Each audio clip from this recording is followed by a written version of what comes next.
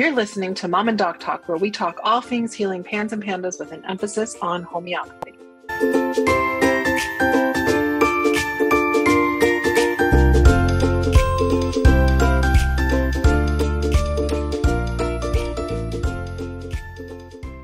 Hi, I'm Jody the mom. And I'm Dr. Bar the doc, and this is Mom and Doc Talk, where we talk all things healing pans and pandas with a special emphasis on homeopathy. We are delighted to have a guest today, my friend and colleague, Dr. Darin Ingles, who is going to talk to us all about Lyme and his own journey as well with Lyme. So he's got a lot of expertise in a lot of things. It was really hard to decide what to ask him to talk about, but you'll understand here pretty quickly why we asked him to talk to us about Lyme. So let me tell you a little bit about him before we get started.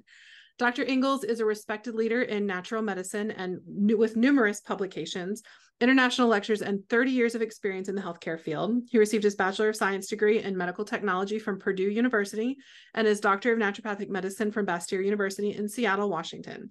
Dr. Ingles completed his residency at the Bastyr Center for Natural Health. He is a licensed Doctor of Naturopathic Medicine in the state of California, just up the road from me. He's a fellow with the American Academy of Environmental Medicine and a fellow with the Medical Academy of Pediatric Special Needs. Dr. Ingles has been published extensively and is the author of 2 books, one of which we're going to talk about today. So I'm really excited to welcome you, Dr. Ingles, to the podcast so we can talk a little bit more about Lyme, because this is the book that we're going to be talking about today, the Lyme Solution. You can see here I got lots of, especially in the beginning part, because like you've got so many good resources back here. As a non-Limey, I didn't need all of those exact resources, but I will tell you, I talked to my husband, who I think there's some possibilities, because you've got a questionnaire in here that he definitely ticked the boxes for. I was happy to say I did not, so I'm pretty confirmed that I don't have to worry about it. That's good. But let's go ahead and just dive in. Welcome to the podcast. So excited to have you here. Yep. Thank you both very much for having me. My pleasure to be here. So you dedicate your book to your fellow Lymies. Can you tell us about your experience with Lyme disease? Sure. I lived in Connecticut after finishing residency in Seattle. I took a job in Connecticut. And for people who don't know, Lyme disease is actually named after Lyme, Connecticut. They discovered back in the late 70s, a large group of children were having unexplained arthritic symptoms. And it took them several years to figure it out, but they finally figured out that there was a bacteria, particularly one called a spirochete. And a doctor named Willy Bergdorfer, he was a researcher for the government who discovered this sort of unknown spirochete. So the rule is, if you discover it, you get to name it after yourself. So it was called Borrelia burgdorferi, named after Willy Bergdorfer. And so, yeah, I moved to Connecticut and had been joined a practice there. And I was there for about a little over a year, and then decided to venture out on my own, start my own practice. And 2 weeks before I was set to open my doors, I got Lyme disease. And I had every classic textbook symptom you may have heard or read about. I had the big bullseye rash on the back of my leg. I had 105 fever, joint pain, neuropathy, throbbing, pounding headache, and just the whole gamut of symptoms.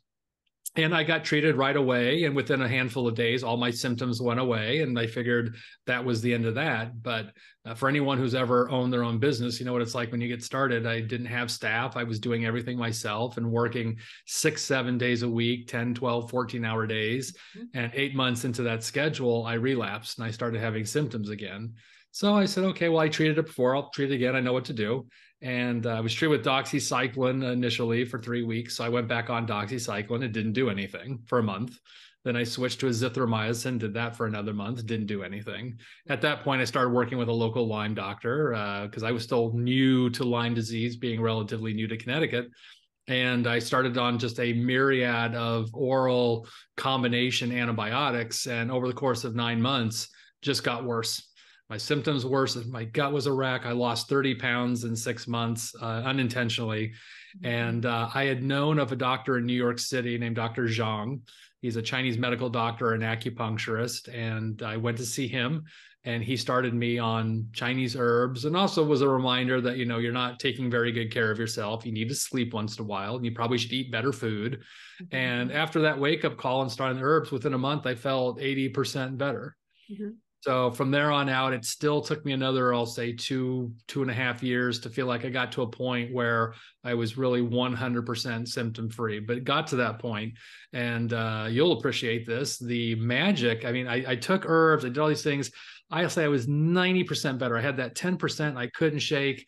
And I was fortunate to have trained with a great homeopath out of Belgium, Henny Hoedensmast.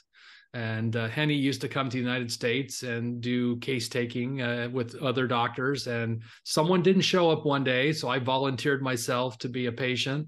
And she gave me homeopathic Apis 200C, and it got rid of all my symptoms. So I credit homeopathy for being the final straw in my healing journey to get well. And then really, I just started applying what I did for myself to all my Lyme patients. And of course, once the word gets out, when a doctor has a disease or condition, people come to see you for it. So very quickly, my practice became very Lyme centric. I'd already been working with a lot of children with autism prior to that. So, as my practice kind of evolved over time, it still centers a lot around Lyme disease, children, special needs, and of course Lyme can be a major trigger for PANS.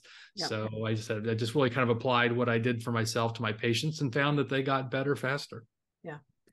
I did notice that you attributed your final full recovery to homeopathy in your book. So I was very excited to see that. And I can't wait to talk to you more about that in a little bit. But we really want to dive into helping people understand when Lyme is part of their condition and some of the things they might need to take into consideration and some of the treatments that might be recommended. Because a lot of people you at least had experience and familiarity with homeopathy before. Many people will get to the place that you're talking about that you reached, which was like 80 to 90% better, doing all the dietary, medical interventions, herbs, supplements, you name it, but just don't get over that finish line.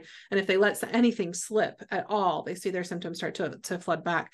And I totally agree. Like as soon as somebody realizes that you have that condition, it helps you connect with people so much more. That's why Jody came to see me. And that's why so many people connect with me, because I likely had PANS as a child. So all right. So in pandas and PANS, many people, pandas specifically, a strep, many people don't have any symptoms of strep other than those neuropsychiatric symptoms. I mean, sometimes they never have any like sore throat or fever or anything. And it can make it really hard to diagnose for some people. So we know that Lyme is a big contributor to PANS, like you mentioned. And in your book, so I guess I showed people, so for people who are just listening on audio on Spotify, it's called The Lyme Solution, a 5-part plan to fight the inflammatory autoimmune response and beat Lyme disease by Dr. Darin Ingles. We'll put a link to it in our show notes for anybody who wants to check this out. So in your book, you talk about how Lyme can really go undetected for years. Right. Is that similar to where strep in pandas, where symptoms are present, but not obviously related to strep for those that are unfamiliar? Or is it like really, truly no symptoms? Well, they call Lyme the great imitator, the great mimic. It looks like a lot of different things. There's over 100 symptoms associated with Lyme disease. And because Lyme can affect any tissue, any organ, we see a broad spectrum of how it manifests in people. There's the classic Lyme disease. And to be honest, I mean, I've treated over 8,000 Lyme patients in my career now. I've seen just a handful that have what we would consider classic Lyme disease. Yeah. More often, people have this myriad of unexplained symptoms that go on for months to years. They've been to the doctor, they've been to the specialist, they've done the blood test, the MRI, and it's just nothing. So it takes a little bit of detective work. We run into a problem with testing in that the blood tests that are available are antibody tests. We're not measuring the organism directly. And unfortunately, we don't really have the technology yet that we can measure Lyme directly in your body. So we're looking at the immune response. And when you look at the research of the standard tests that, Quest and LabCorp and these kind of labs run, it's only about 43% sensitive, which means it literally misses more than half of the people that have Lyme disease. Yeah. And that, at best, that test would be good if your exposure was recent being probably within a matter of weeks. The further you get away from that exposure, we know that immunity wanes with time. So if your exposure was 6 months, 2 years, 5 years ago, the likelihood of picking it up on an antibody test goes way down. And unfortunately, the CDC criteria for calling this test positive, I guess I should backtrack. This test was never designed to be diagnostic. It was designed as a surveillance tool for people that had classic Lyme disease.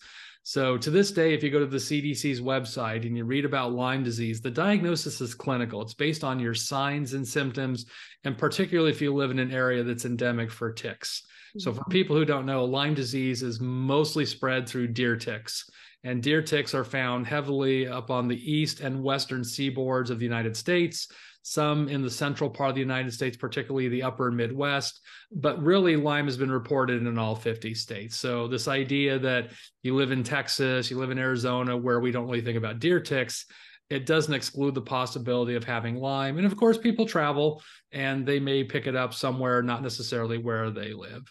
So the diagnosis is tricky. You know, a negative test doesn't exclude the possibility of having Lyme disease. So really, we look at the collection of symptoms. We do the blood test anyway, and some labs are better than others. There are some labs like IGeneX. There's one called Medical Diagnostic Labs that have better test kits that are more likely to pick it up. So those of us in the field tend to use these labs rather than a regular reference lab. But even if you get a positive with Quest or LabCorp, there really are very few false positives. False negatives are very common. False positives are not. So again, if a test comes back positive, all that tells us is you've had exposure. It doesn't tell me you have Lyme disease. I'm sure if I tested everybody up in New England, I bet you 70% of people, some of them would have antibodies against Lyme. They don't all have Lyme disease. So the exposure just tells us that you've made an immune response to the organism. Now, theoretically, you could get bit by a tick that carries Lyme. If your immune system's healthy and robust, you make the robust antibody response. Your body controls the organism before you really ever become symptomatic. And that could be the end of that. But if I do a blood test, I'll see evidence of that exposure. So we can't use the blood test by itself to say you have Lyme disease. But if you have the clinical features, you've got a positive blood test, and you've ruled out other possibilities, then we kind of put all the pieces together, and that's how we come up with a diagnosis of Lyme. It's so interesting because you mentioned that there's hundreds of symptoms, right? That you could get that could be related to Lyme. So it's almost hard. Like I'm not even going to ask you to list them because you've got them in as a great resource in your book that you can check through the questionnaire to see if it's possible, and you can just look them up to see if it's possible that it would come up. But I love that you bring up what we talk about almost every time we meet on this podcast is this concept of susceptibility, because ultimately, with PANS and pandas, strep isn't the cause of pandas. It's just a trigger for somebody who's susceptible to having that reaction.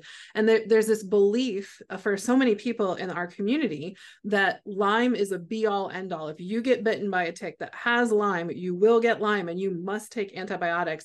And you just basically said that that's not true. It depends on your susceptibility to getting Lyme and to having an immune system that is susceptible to not being able to fight it off. And so that's a really important component. I just want to make sure we don't brush over that. Yeah, I should mention, again, you're right. There's a lot of symptoms that are common with Lyme disease, but the red flags for me is when you see a combination of psychiatric symptoms and arthritic symptoms. That narrows the field down quite a bit. There are very few things that cause both. And, we're talking about Lyme disease, but I should qualify that there are other infectious agents that ticks carry that aren't Lyme disease. There's things like Bartonella and Babesia and Anaplasma and Rickettsia and Mycoplasma. I swear every time I go to a Lyme conference, we've learned another 20 things that ticks carry that now we got to test for. And any one of these can be potential triggers, particularly for PANS.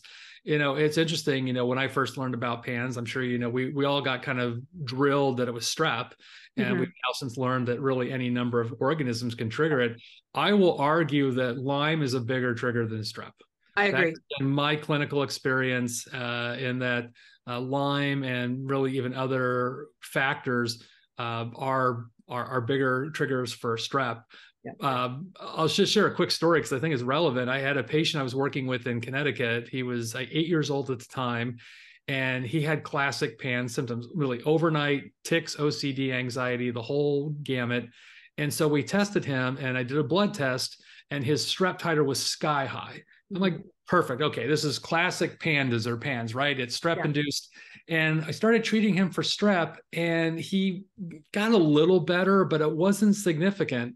And mom finally says, well, 4 or 5 years ago, he had Lyme disease, but he was treated, and I think he was fine. And then when we targeted Lyme, One of the things we did called LDI, or low dose immunotherapy, which is an immune modulating therapy. It's basically homeopathic Lyme. It's a no-so therapy. I gave him a dose, and 24 hours later, all his symptoms completely went away.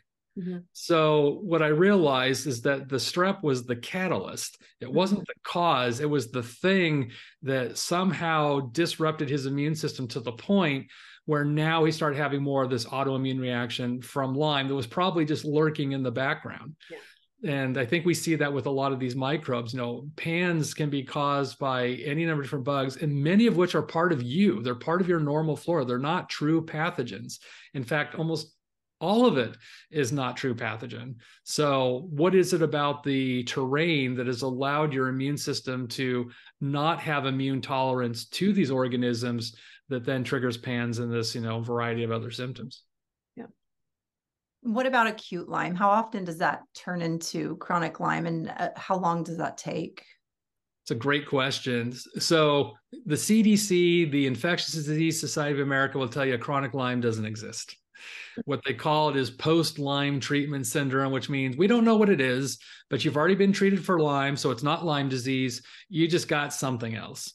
What's crazy, though, is that we've got research that shows that up to 20% of the Borrelia organisms, even from the moment you get bit by a tick, are what are called persister cells. And what that means is that they're already resistant to antibiotics from the get-go. So if you can only eradicate 80% of the organisms, you got 20% left over that persist and continue either to trigger your immune system, causing autoimmune issues, or just cause active infection elsewhere in the body. Yet despite this research, the government and the big, three-letter agencies all kind of ignore these facts. So we get into a bit of a political dilemma with government agencies, with insurance companies, about getting proper treatment. This idea that you just treat for 2 or 3 weeks with doxycycline, for those of us in the know that for the majority of people, for a lot of people, that's not adequate. It's not enough. And here's the other crazy thing. The treatment recommendation is 14 to 21 days, typically of doxycycline or perhaps amoxicillin if you don't tolerate doxycycline or you're a young child. The life cycle of the Lyme organism is incredibly slow. Most bacteria in your body replicate every 10 to 20 minutes. So when you get strep throat, you can take Zithromax or Z-Pak for 5 to 7 days, and that takes care of it, because the best time to kill any bacteria is when it's in a replication phase. And these antibiotics do that. And same thing if you get bronchitis or sinusitis, which is why 7 to 14 days is pretty typical. It's enough time that you kill enough of the organisms, and certainly enough time to give your immune system to take care of the rest. Well, if you get tuberculosis, TB, which fortunately we don't see much in our country anymore, but it's still out there, they will put you on a triple antibiotic cocktail for 9 to 12 months. Heavy duty, because tuberculosis is a slow growing organism. Well, what's slow growing? It's every 15 to 20 hours. So relative to every 10 to 20 minutes, that's very slow. If you look at the replication cycle of Lyme, it's every 1 to 16 days. Right. So why are we content to give Lyme patients 2 to 3 weeks of antibiotics, where we'll give TB patients 3 antibiotics for up to a year, and it isn't even as slow growing as Lyme? So what I'm hearing from you, the reality is that even if you take antibiotics, if you catch it quickly and you catch it early, that because there's 20% of the cells are already antibiotic resistant persister cells, and that we're not going to have enough time to actually stop the replication of everything as it's existing in your body and doing its thing, that the reality is that you could treat acute Lyme and still get chronic Lyme. It's possible. And we know from, again, the research that that same number, about 20% of people do go on to have persistent symptoms. Again, the government doesn't call it chronic Lyme disease. Those of us in the world do. And based on the research and our clinical experience, because the symptoms are often the same. The things that people get, even in their acute illness, the joint pain, the headaches, the brain fog, the fatigue, the insomnia, the mood changes, they had that when they had acute Lyme, and these symptoms have persisted. So it's not like it's a different syndrome that drastically changes after people have been treated. So again, I don't really understand the disconnect of why there's so much resistance to calling it what it is. But nonetheless, that's kind of where things are at in the political landscape. Right. It makes it so frustrating for us moms because we do our research and we communicate with each other. So we know these things, but then whenever we try to seek treatment for our kids, it's just so frustrating to get met with that. Anyways, are there certain risk factors for being susceptible to chronic Lyme? I think the risk factors are probably the same as getting any chronic infection. Anything that suppresses your immune system, anything that's altered your immune system potentially puts people at risk. I think diet, gut health are critically important. And we could probably just say the same thing for PANS, right? You got a kid with a terrible gut and a bad diet, that puts them at risk. There's very little research out there in the Lyme world that kind of elucidates that, but based on my clinical experience, it's the people who have some element of immune alteration that tend to be the ones that end up with these persistent symptoms. And I just want to acknowledge that there's plenty of people that we see as well, at least in our community, that have like the perfect diet, the perfect, everything, and they still end up with PANS. So if you happen to be one of those people who is hearing this and you're like, but I still have PANS, like you're not alone. There's a lot of people who have very clean, very healthy lifestyles and still end up with PANS because they have that susceptibility. Yeah. So I'm curious if there is a unique presentation that you see for kids who have PANS with Lyme as a trigger versus some of the other triggers that are common for PANS.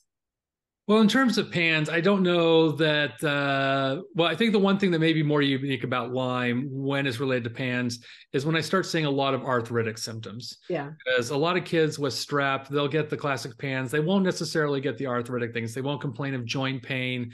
And, even for young kids that may not be able to express it, parents will see it in the way they walk, in the way they move, the way they behave. When kids are in pain, in some way, it's usually expressed. Either you visually see it or they'll moan, they'll cry, there'll be some cue that something isn't quite right.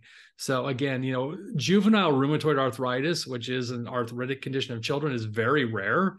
Mm-hmm. So the likelihood of it being that's pretty small. But if you've got a kid with PANS and you notice that they're having joint issues or you actually see inflamed joints, that would make me highly suspicious of Lyme. But a lot of the other symptoms are kind of vague. Again, kids that are chronically tired. Again, a lot of kids I see with PANS that's not Lyme, they're not necessarily tired. In fact, often they have the opposite problem. They're very hyperactive.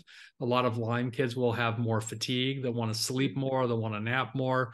They'll have the arthritic symptoms, and they might have other weird neurological things that aren't necessarily associated with PANS. If they complain about numbness and tingling and creepy crawlies under their skin, burning sensation, almost feel like you have a secondary sunburn, that would suggest to me that there might be Lyme as part of the problem.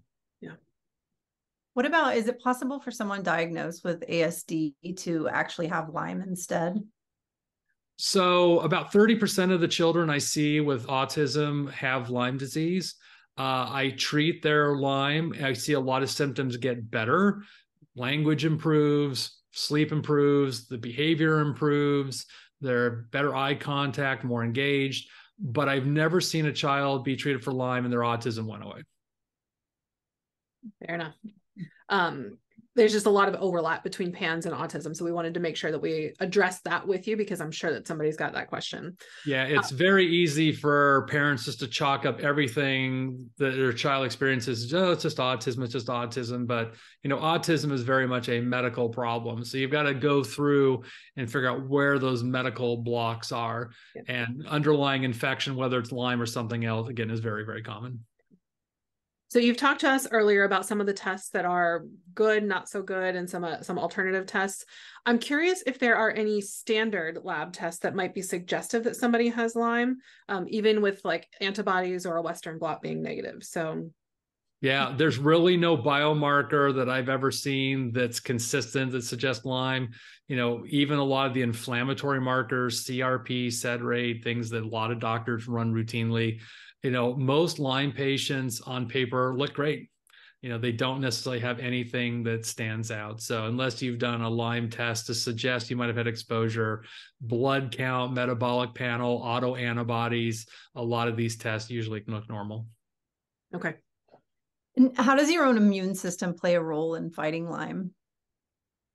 Well, your immune system, like really for any infection is designed to recognize what's part of you, what's not part of you. So Borrelia is not part of your normal internal microbiome. So when you have that exposure, it generally will recognize it like, hey, you don't belong here, and it will activate to eradicate the organism. What we find is that Lyme in the research can actually trigger a cross reaction to very specific parts of your body, particularly your gray and white matter of your brain. We know it cross reacts with your peripheral nerves and your joints. So a lot of these symptoms we see with Lyme is it may very well be due really more to an autoimmune reaction than actual infection in getting into that tissue area. And I would argue that most people with chronic Lyme is really more of an autoimmune problem than the direct infection. Because I see so many people that have been through, months or years of treatment with antibiotics and herbs and different things. And if it was really just a straight infection problem, you've taken enough stuff to kill a horse. It should have eradicated the infection at that point.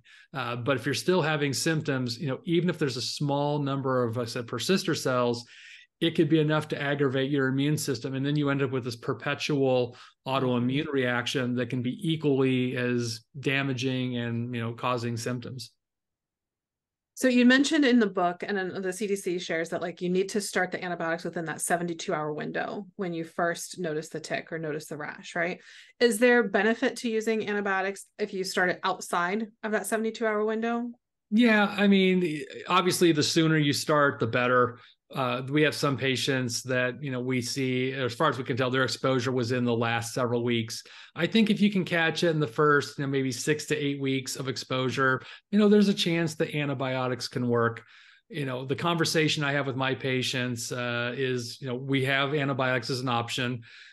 And although I generally don't prefer to use antibiotics, this is a case where I think, it's probably warranted. Yeah. But, I have a lot of patients that choose to use herbs. Out of the 8,000 Lyme patients, I've probably written 10 prescriptions for antibiotics.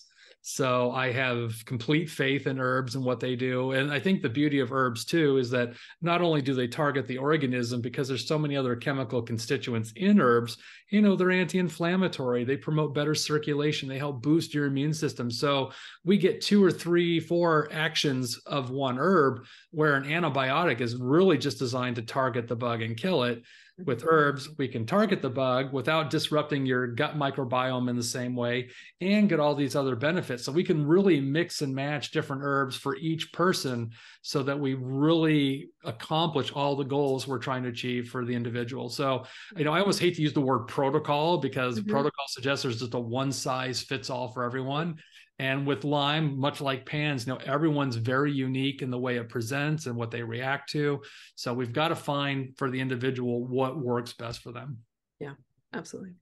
And what about when someone's dealing with Lyme and co-infections? Are there signs and symptoms that help differentiate between the two? In some cases, yes. We know if you have babesia can cause this throbbing, pounding migraine. Lyme can do it too, but babesia tends to be worse. People with babesia will often get cyclical fever, where they get fever, they go back down, get fever, go back down. This happens every handful of days. They can also experience something called air hunger, where it's not asthma. You do all your pulmonary function test or a pulse oximeter, you're getting enough oxygen, and it's just a feeling that you're not getting enough oxygen. You'll see the people just wanting to, get that deep breath. So that's kind of common with babesia. Bartonella can cause these, they look like stretch marks, and they occur often in the torso, the hips, and the buttock area. That has nothing to do with weight changes. And particularly when I see this in kiddos that have these, purple streaks, and often they're perpendicular to the natural folds of your skin. That's almost, telltale sign of Bartonella. A lot of people with Bartonella will complain of a burning sensation, a burning kind of neuropathy, where often with Lyme, it's just more numbness and tingling. And people with Bartonella often complain of feet pain. It's like they go to stand, they go to walk, and they feel like they're walking on glass. That's a little bit more unique to Bartonella. Other infections, like Ehrlichia, Anaplasma, although the signs and symptoms aren't as differentiated. When you do a blood count, both of those can cause your white blood count to drop a lot. So if we see that your white count's dropping, that can be a sign. So there are a few things on some of the infections that kind of delineate, but there's a tremendous amount of overlap between them, which is why when someone comes in, we're usually testing for the battery of at least common infections: Lyme, Bartonella, Babesia, Anaplasma, Mycoplasma. These are probably the most common, sometimes Rickettsia. And then sometimes we'll do a second level of testing if that all kind of comes back negative, looking at the more obscure tick-borne illnesses.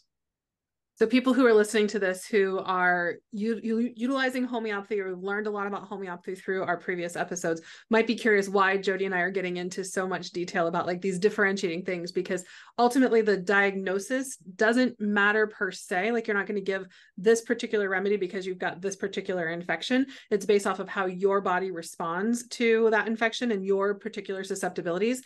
Yeah. That said, the diagnosis can make a difference for management. And so this is where it really is helpful to understand, like, if it's a Lyme case, it tends to be a little bit more sticky, and the reactions and responses to remedies are a little bit more subtle and progressive rather than big jumps, big improvements and big drop-offs, and big improvements and big drop-offs. And so knowing what to expect and how to manage it makes a difference. And knowing these subtle differences can help, at least giving some insight whether or not somebody follows through with testing, if they're using homeopathy as their primary method of treatment. So I've got one more like really, really nitty-gritty question, because I'm sure, again, anybody who's read your book or who's done a deep dive into Lyme, which, Pan's parents do deep dives into everything.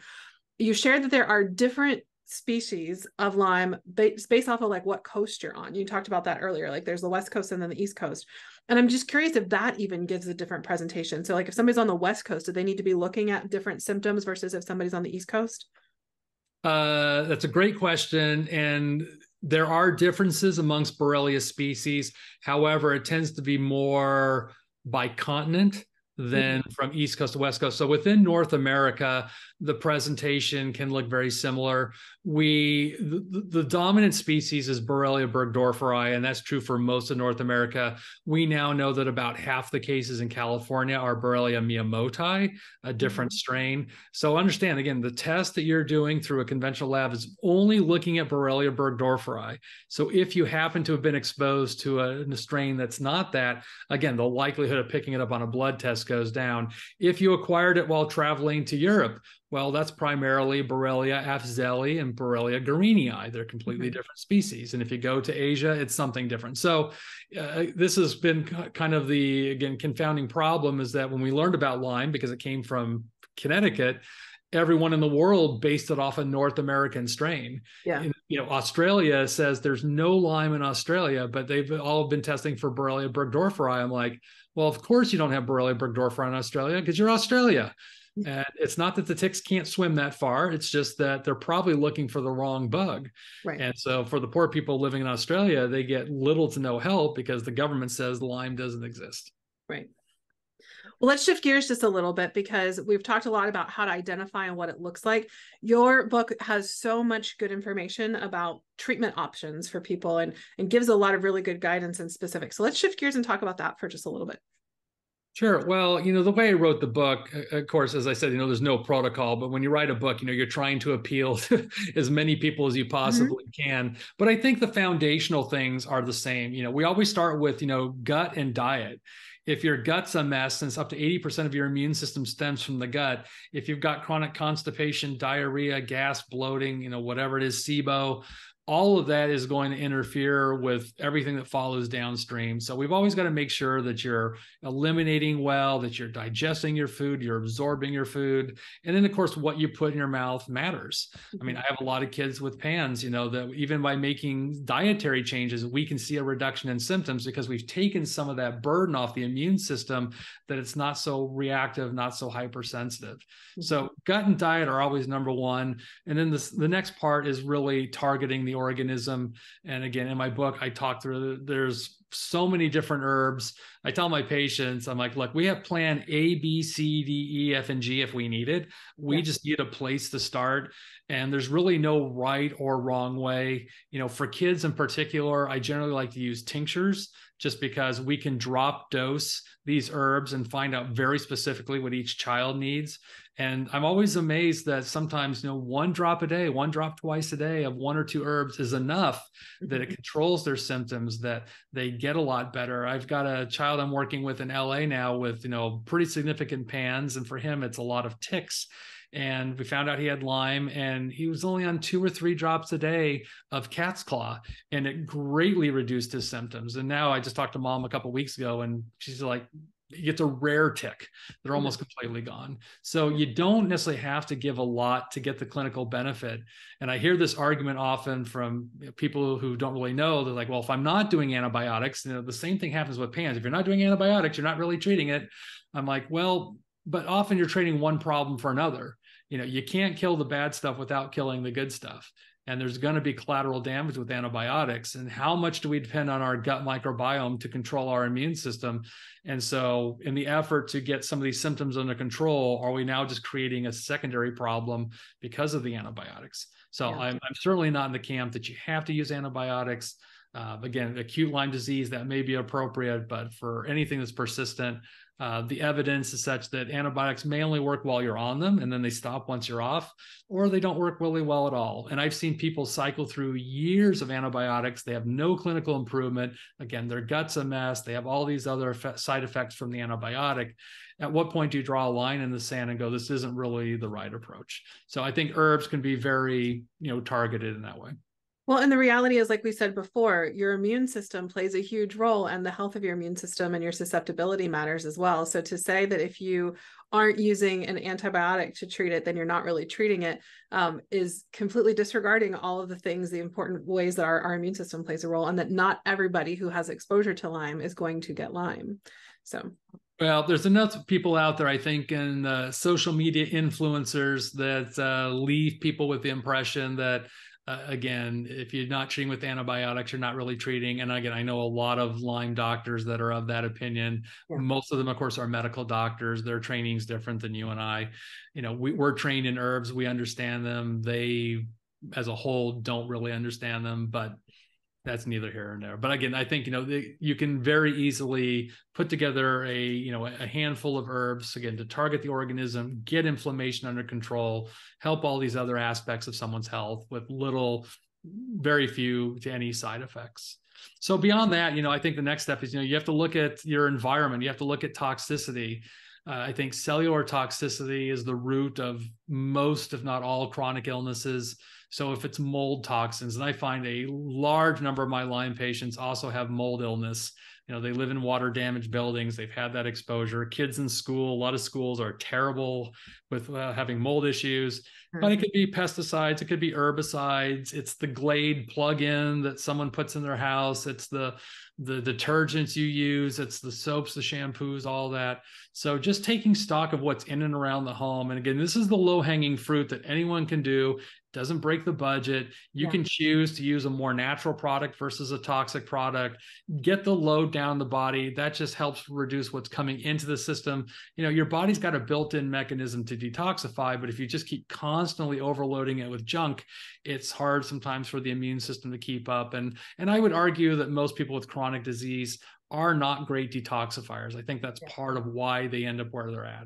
So anything you can do to lower that load's great. And then really the last part for me is all these other lifestyle factors. Are you sleeping well? So many people with chronic illness don't sleep well because they're uncomfortable. There's something that interferes. But if you think about what happens when you get deep sleep, that's when your body detoxifies. That's when tissue repairs itself. It's when your brain detoxifies. Yeah. So the more you miss of that deep restorative sleep, it's just harder for Mother Nature to do what it's designed to do and heal your body. And, getting good movement, it's easy when you're not feeling well to do nothing. But we know that when you move your body, you're moving the blood, you're moving the lymph, which is important for detoxification. I think it's good for our mental well-being to get out and get some fresh air and hopefully sunshine if you live in a climate that warrants that. And even for people that are disabled to any number of different degrees, there's something you can do. If you're in a wheelchair, there's something you can do. If you can barely move. I mean, when I first had Lyme disease, I could barely barely move. I was so tired. And I was an athlete most of my life. I can remember just plunking in front of the couch and stretching. That's all I could muster up. And then I started doing a couple of laps around the house and then a couple of laps around the neighborhood. And I eventually got to a point where I started studying martial arts and I got a black belt in karate. So, it took time, but, you just got to kind of keep pushing your body to what you can tolerate, but some movements better than other. And then just the mental part of this, it's being sick, having a chronic illness. It's mentally taxing as the patient or as the caregiver. And so having avenues to deal with that mental, emotional stress and trauma, that gets into a whole different ball of wax. And I do not consider myself a trauma specialist at all, but I recognize that for a lot of people, this is another limiting factor for people, why they don't get well. There's some unresolved, either childhood trauma or adult trauma. And we talk about trauma, it could be big T, it could be little t. It doesn't have to be the horrible things. Sometimes it's, the kid that made fun of your jacket in the 3rd grade, or the kid that pushed you on the playground. That, you got to realize as an adult, your child brain perceives things different than your adult brain. Yeah. And those things that happen early in life can have a different impact, and we can rationalize it now as an adult and go, oh, it wasn't really a big deal. But having an avenue to start dealing with some of that can be incredibly helpful. Yeah. So I am curious if you would share with us mamas what we could have at home in our medicine kit. I know that you had mentioned a couple of things in your book, the tweezers with the magnifying glass and the herb cobas. What are some other things that we could have at home, especially those of us that live in a Lyme area, or we spend a lot of time outside with our kiddos? So I think, having a good set of tweezers. In fact, they make these ones that have a little magnifying glass attached to specifically really for ticks, because they're so small. Ticks are about the size of a poppy seed. So even if you saw a tick on you, it would be very easy to mistake it as a little fleck of dirt. So that's great to keep on hand. There's actually a special tool, and of course, I'm going to forget the name of it, and I should have kept one in front of me, but it's a little plastic thing that if you see a tick, it almost looks like the back of a hammer with a split piece of metal, and you slide it in the tick and you start twisting. And what it does is it kind of unscrews the tick, so it'll pull the tick out without leaving little tick bits in, and it's the safest, easy way. So in the event that you do find a tick on you or your child, you want to save the tick. Don't throw it out. Also, if you have trouble getting the tick out, just be very gentle. Even if you have tweezers, just keep tugging gently. Don't yank it out. You don't want to rip it out. Eventually, the tick will let go, and sometimes it takes time. Don't do the old thing that your mother or grandmother told you. Don't burn the tick. Don't put Vaseline. Don't put essential oils on it. All it does is it scares the tick, and it's the likelihood the tick's going to inject more of its stuff into you, which we don't want. But take that tick, put in a little Ziploc baggie. You can put a little damp cotton ball just to keep the tick kind of fresh. And then there's a place called tickreport.com. You can just go online, fill out a form, mail your tick in, and then 72 hours later, it'll give you a report of whether it has Lyme, Bartonella, Babesia. So it's good to know if the thing that just bit you is carrying something. If you see a tick on you and it's not attached, you don't have to worry about it. Ticks, once they have a meal, they're bigger, and then they fall off you. They don't stay on you. So if you see a tick on you and it's not attached, you can pull it off safely and just discard it, and you're fine. Beyond that, I also recommend, if you live in a Lyme endemic area, to buy some permethrin. Permethrin's very toxic when it's wet, but it's very safe when it's dry. Research shows if you spray your shoes and socks with permethrin, so go outside, wear a mask, gloves, or get someone else to do it. Get a pair of dedicated shoes and socks that are your outdoor shoes and socks, spray both, let them dry, and it reduces the risk of getting a tick bite by more than 70%. It's huge. So this is something that anyone should be doing, particularly if you spend a lot of time outdoors. Beyond that, having a little first aid kit. I'm not in the camp of everyone who gets bit by a tick needs homeopathic Lidum. I think that's a gross misuse. As one of my biggest pet peeves. Thank you for saying that. I know. Someone's like, oh, I read you got to take Lidum. I'm like, no, that's not really how it works. And Lidum really doesn't generally do much for people with Lyme patients anyway. So you don't have to have homeopathic Lidum, but clean off the area if you get bit by a tick, just with soap and water. That's all you need to do. You don't have to go crazy with it. If there's a concern that you got bit by a tick, because knowing there's going to be some time, I do recommend, to keep some herbs on hand. The herbs you can take very safely. They're not going to harm you in any way. And in the event that Lyme is there, there's a good chance you can get ahead of it while you're waiting to get the information. Once you get bit by a tick, it could take 3 to 4 weeks for you to make antibodies. So testing you right away doesn't make sense. We usually wait at least 2 to 3 weeks to do a blood test on you. Again, you can send the tick off if you know you got bit by a tick. And see what that carries. But using something like, cat's claw, I use cat's claw, banderol, and Kumanda. There's a company called Nutrimedics that makes these 3 products. They're tinctures. And again, you can do drop doses of it. I talk about the specific doses in my book if people are interested, for children and adults. But you can kind of start right away. And if you're on it for 2-3 weeks while you're waiting for this other information to come back, if it comes back positive, okay, I'm just going to stay on that regimen. If it comes back negative, then you just stop, no problem. But I think it just helps reduce the risk of having any kind of persistent problem. Yeah. I have a specific question because I always see it. I see it more frequently than tweezers. I see moms say, don't use tweezers, scrape it off with a credit card. No, that's not helpful. A credit card's not going to be sharp enough. And the problem is, if it's really embedded, the likelihood with the credit card is you're just going to shear the head off. If you use tweezers, you can pull the entire tick out. Again, when you start tugging on it, it'll eventually let its jaws go. Again, you might be there for a few minutes, just gently pulling, don't yank, just keep tugging. And usually the tick will come out. What happens is people get impatient and they go, oh, screw it, and they just rip it out. So just be patient with it. But no, don't use credit card. Use tweezers. Or we're in our mom panic, which just makes everything crazy and need to happen quickly. I know. Burn it off. Burn it off. Please don't do that. Bad idea. Dr. Ingles, I think if you, with all the time that you have with, because you're not busy with seeing all your patients and doing all the work that you're doing in all the different organizations, if you were able to put together a tick and Lyme first aid kit, there would be so many people who would be grateful if you had the tools and the herbs and you were able to put it together.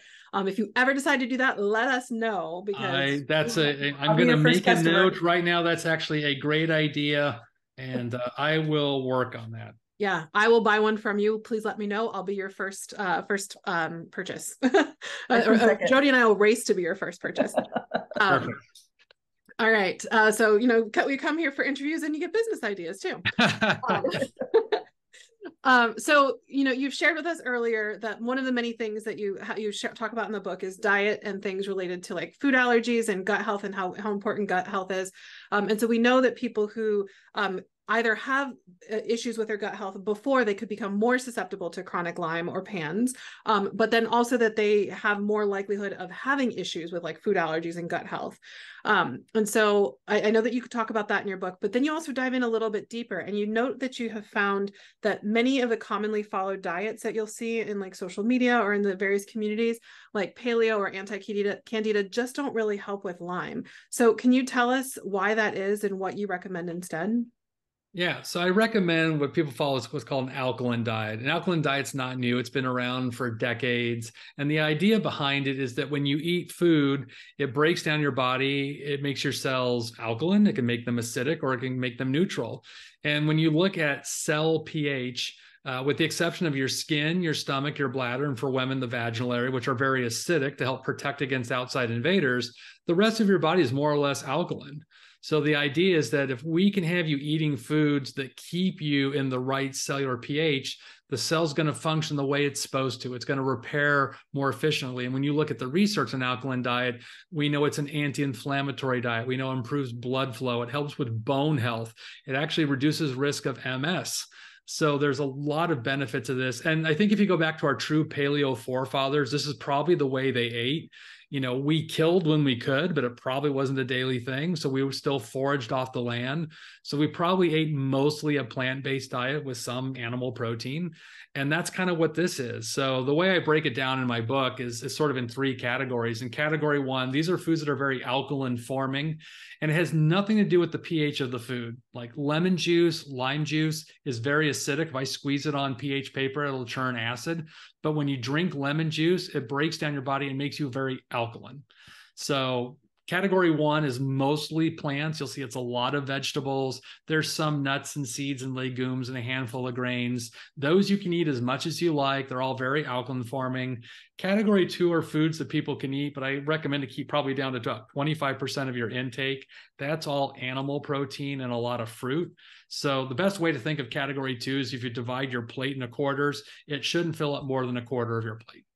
And then category 3 are the foods that are very acid forming. It's a lot of junk food, processed food, dairy products, coffee's on there. And, if you really want to know how you're doing, if you get some pH paper at the pharmacy about 30 to 60 minutes after you eat, go pee on the strip. And we want to see your urine pH 7.2 or higher.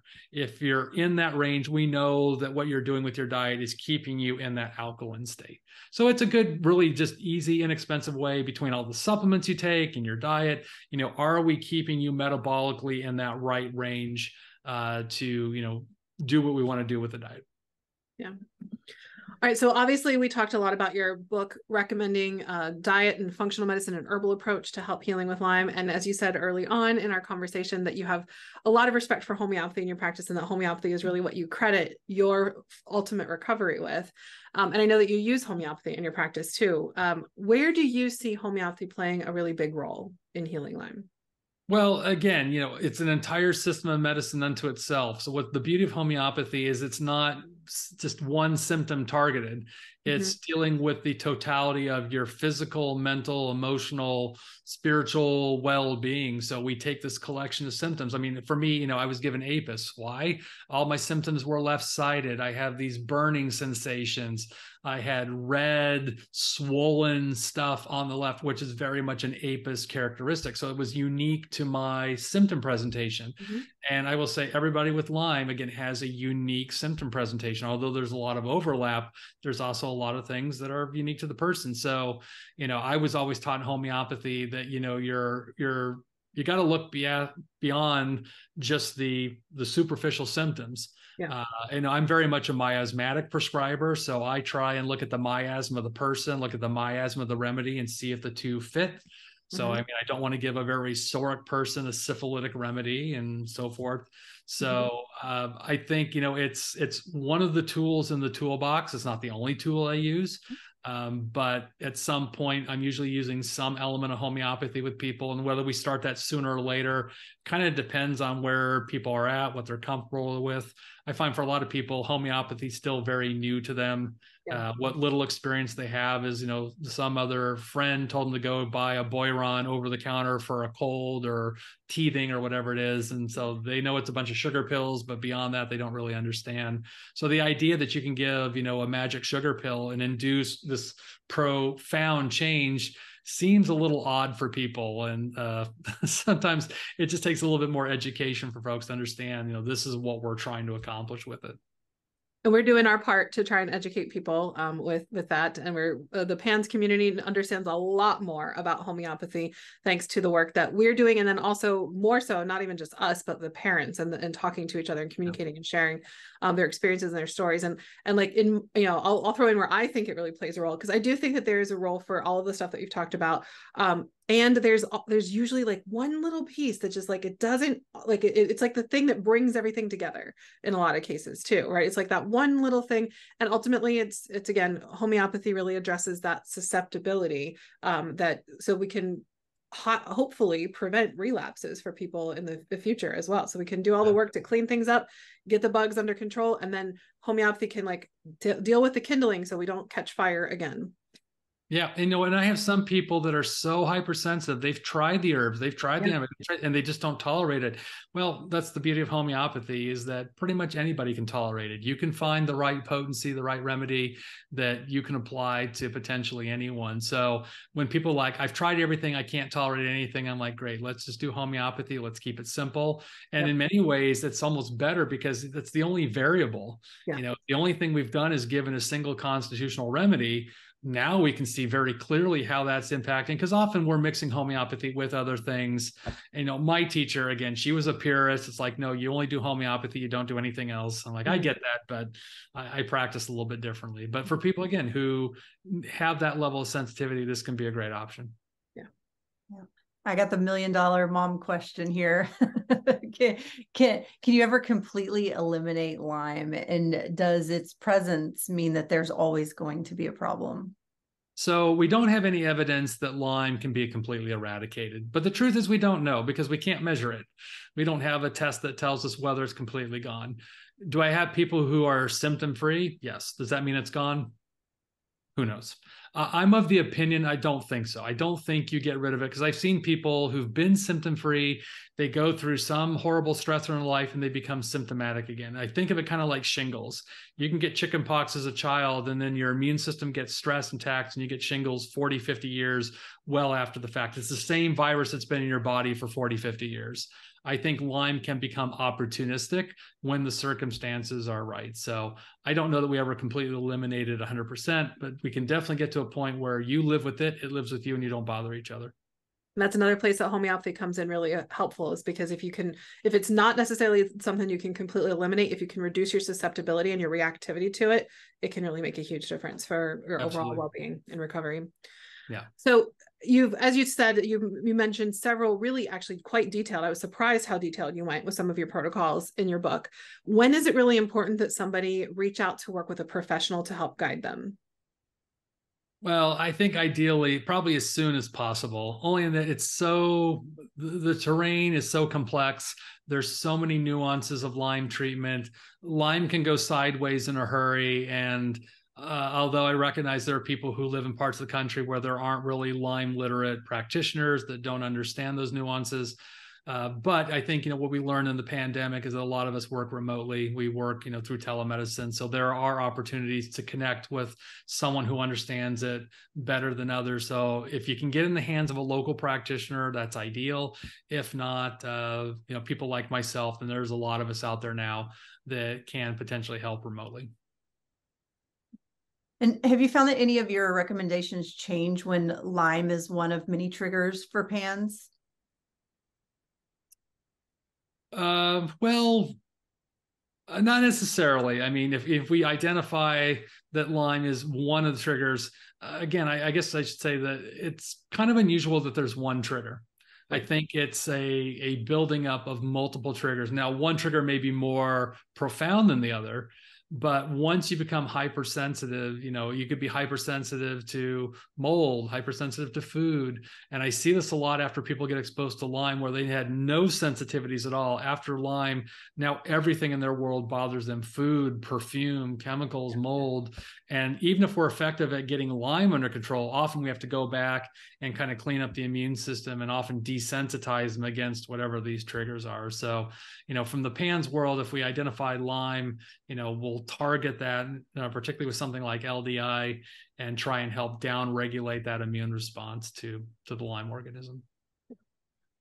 Well, Dr. Ingles, I'm so grateful for the time that you've given us and the expertise that you've shared with us.